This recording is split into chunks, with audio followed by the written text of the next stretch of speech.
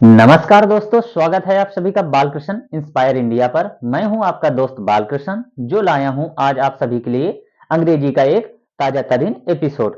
आज हम बात करने वाले हैं फ्यूचर परफेक्ट टेंस के बारे में। Future perfect tense. तो हम अपनी क्लास की शुरुआत सबसे पहले मोटिवेशन कोट के साथ करते हैं। अगर मेहनत सच्ची हो तो किस्मत को भी झुकना पड़ता है। अगर मेहनत सच्ची हो तो किस्मत को भी झुकना पड़ता है। अर्थात अगर हम निरंतर लगन और कठिन परिश्रम और ईमानदारी के साथ अपने लक्ष्य की ओर बढ़ते हैं तो जो हमारे मुकद्दर अर्थात किस्मत में नहीं लिखा होता है उसे भी हम हासिल कर सकते हैं। लेकिन इसके लिए हमें निरंतर प्रयास और ईमानदारी और धैर्य रखना चाहिए और मेहनत करते रहना चाहिए। अपने लक्ष्य को कभी नहीं भूलना चाहिए, तभी हमें सफलता प्राप्त होगी। तो चलिए हम बात करने वाले हैं फ्यूचर परफेक्ट टेंस के बारे में। फ्यूचर परफेक्ट टेंस होता क्या है?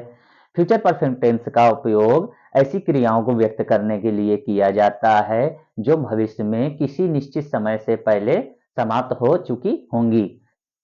अर्थात भविष्य में किसी निश्चित समय से पहले ही पूरी हो चुकी होंगी। अब इसको हम पहचानेंगे कैसे? पहचान, जिन हिंदी वाक्यों के अंत में चुका होगा, चुकी होगी, चुके होंगे आदि शब्द आते हैं, वह वाक्य फ्यूचर परफेक्ट टेंस का होता है।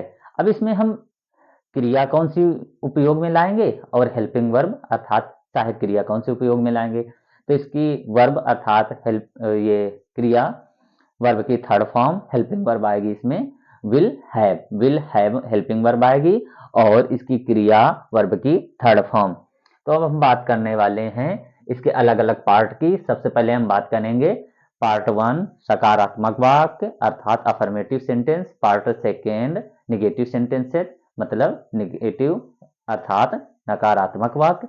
फिर हम बात करेंगे थर्ड पार्ट इंट्रोगेटिव सेंटेंस मतलब प्रश्नवाचक वाक्य। तो चलिए सबसे पहले शुरुआत करते हैं part first affirmative sentence.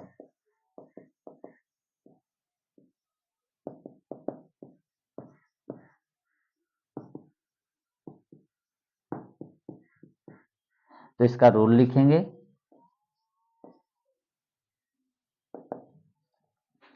Subject plus will have plus verb की थर्ड फॉर्म प्लस ऑब्जेक्ट। ठीक है, subject plus will have plus verb की third form plus object.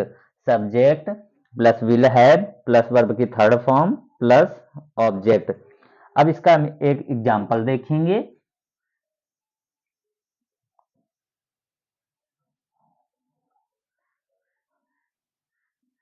Example, वह अपना होमवर्क पूरा कर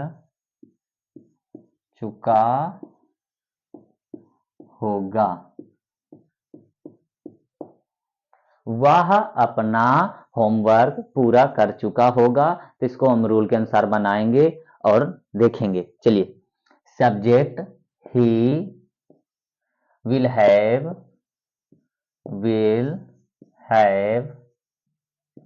उसके बाद वर्ब की थर्ड फॉर्म कंप्लीट, वर्ब की थर्ड फॉर्म हो जाए completed his homework.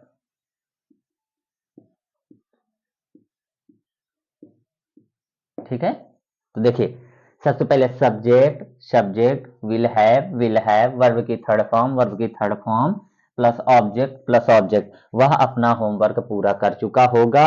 He will have completed his work.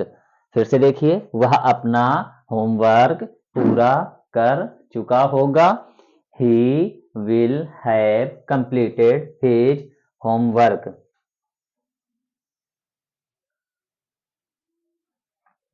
अब इसका एक सेकेंड एग्जाम्पल देखेंगे।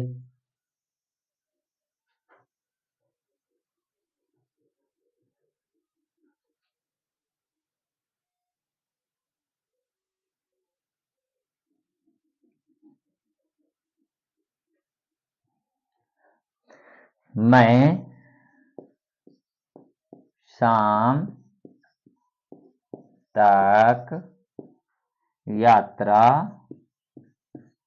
खत्म कर चुका होऊंगा।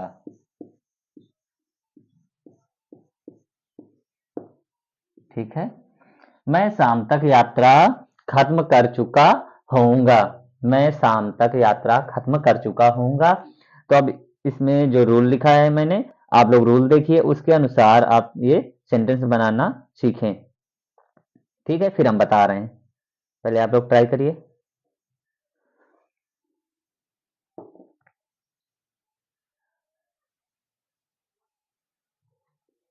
चलिए देखिए, subject I will have finished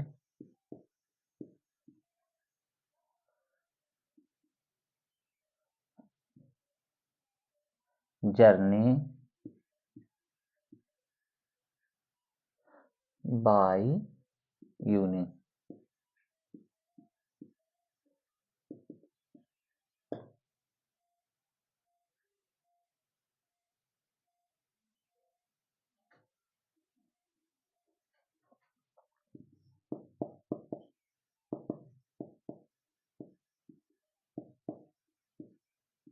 ठीक है, मैं शाम तक यात्रा खत्म कर चुका होऊंगा।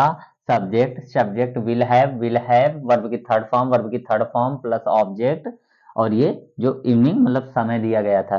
मैं शाम तक यात्रा खत्म कर चुका होऊंगा। आई will have finished the journey by evening. I will have finished the journey by evening. अब हम बात करने वाले हैं पार्ट सेकंड निगेटिव सेंटेंस अर्थात नकारात्मक वाक्य। नकारात्मक वाक्य वे होते हैं जिस वाक्य में नहीं शब्द और या कभी नहीं शब्द लग जाता है, वह वाक्य नकारात्मक वाक्य हो जाता है या निगेटिव सेंटेंस कहलाता है। अब हम बात करेंगे पार्ट सेकंड। पहले इसका रूल लिखेंगे, उसके बाद इसके एग्जाम्पल लिखेंगे और हमारे साथ साथ आप लोग भी बनाएंगे। तो चलिए बात करने वाले हैं हम निगेटिव सेंटेंसेस के बारे में। पार्ट सेकंड निगेटिव सेंटेंसेज, नकारात्मक वाक्य rule. Subject plus will not have plus verb की थर्ड फॉर्म प्लस ऑब्जेक्ट।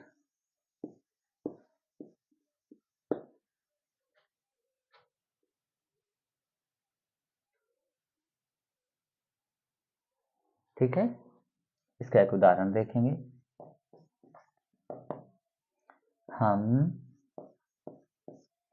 समय पर खाना नहीं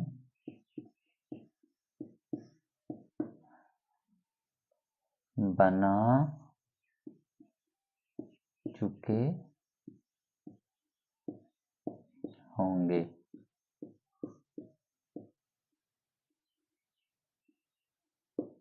ठीक है, देखिए निगेटिव सेंटेंस नकारात्मक वाक्य, सबसे पहले सब्जेक्ट, फिर उसके बाद विल नॉट हैव वर्ब की थर्ड फॉर्म प्लस ऑब्जेक्ट। और इसका एक एग्जांपल हम देखेंगे, हम समय पर खाना नहीं बना चुके होंगे। तो अब नियम के अनुसार इसे हम बनाएंगे, हमारे साथ साथ आप लोग भी बनाइएगा। सबसे पहले सब्जेक्ट वी, उसके बाद will not have, will not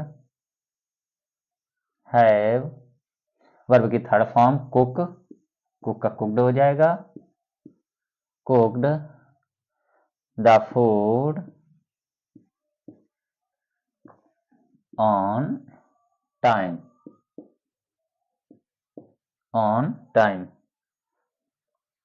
हम समय पर खाना नहीं बना चुके होंगे, we will not have cooked the food on time. Subject subject will not have, verb की थर्ड फॉर्म, वर्ब की थर्ड फॉर्म प्लस ऑब्जेक्ट, उसके बाद जो समय दिया गया उसको भी डिनोट कर दिया। हम खाना नहीं बना चुके होंगे, we will not have cooked the food on time. अब हम बात करने वाले हैं पार्ट थर्ड इंट्रोगेटिव सेंटेंस। अब हम बात करेंगे पार्ट थर्ड इंट्रोगेटिव सेंटेंस अर्थात प्रश्नवाचक वाक्य। प्रश्नवाचक वाक्य वे होते हैं जिन वाक्यों में प्रश्नसूचक चिन्ह लग जाता है और साथ में प्रश्नवाचक शब्द जुड़ जाते हैं, वह वाक्य प्रश्नवाचक वाक्य या इंट्रोगेटिव सेंटेंस कहलाता है। जैसे इसमें जुड़े हुए शब्द होंगे क्या, कौन, कैसे, कब, कहाँ, कितने आदि शब्द लगेंगे, तब वह वाक्य प्रश्नवाचक वाक्य हो जाता है। और प्रश्नवाचक वाक्य में सबसे इंपॉर्टेंट चीज ये है कि सेंटेंस अर्थ और टेंस या वाक्य के बाद में हमें क्वेश्चन मार्क लगाना अनिवार्य है। तो चलिए हम बात करने वाले हैं इंट्रोगेटिव सेंटेंस की। Part third.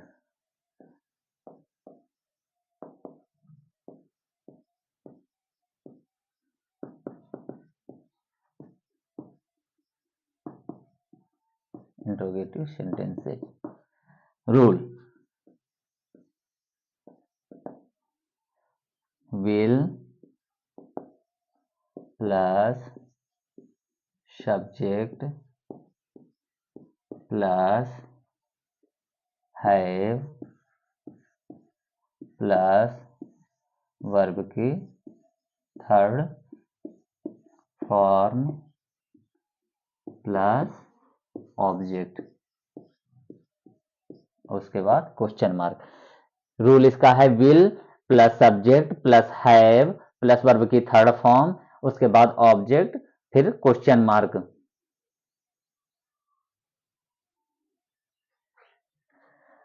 अब देखिए इसका एक एग्जाम्पल।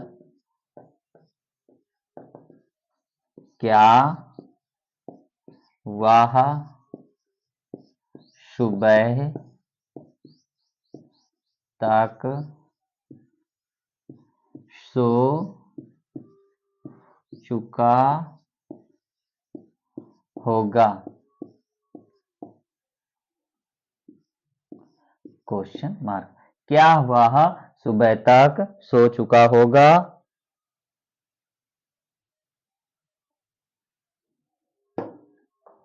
तो हम नियम के अनुसार बनाना सीखेंगे। सबसे पहले विल, फिर सब्जेक्ट, फिर हैव, फिर वर्ब की थर्ड फॉर्म, उसके बाद ऑब्जेक्ट। तो चलिए सबसे पहले विल, ही हैव, स्लीप का थर्ड फॉर्म स्लेप्ट,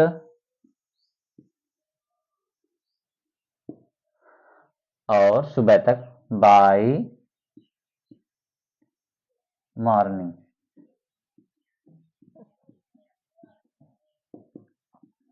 उसके बाद क्वेश्चन मार्क। क्या वह सुबह तक सो चुका होगा? तो नियम के अनुसार सबसे पहले विल, फिर सब्जेक्ट, फिर हैव, वर्ब की थर्ड फॉर्म, उसके बाद ऑब्जेक्ट है नहीं और इसका समय दिया गया तो समय डिनोट कर देंगे। क्या वह सुबह तक सो चुका होगा? He will have slept by morning. उसके बाद क्वेश्चन मार्क लगाना नहीं भूलेंगे। अगर हम क्वेश्चन मार्क नहीं लगाएंगे तो हमारा सेंटेंस पूर्णतया गलत माना जाएगा और इसके एक भी नंबर नहीं मिलेंगे। अब इसका सेकेंड एग्जाम्पल देखेंगे।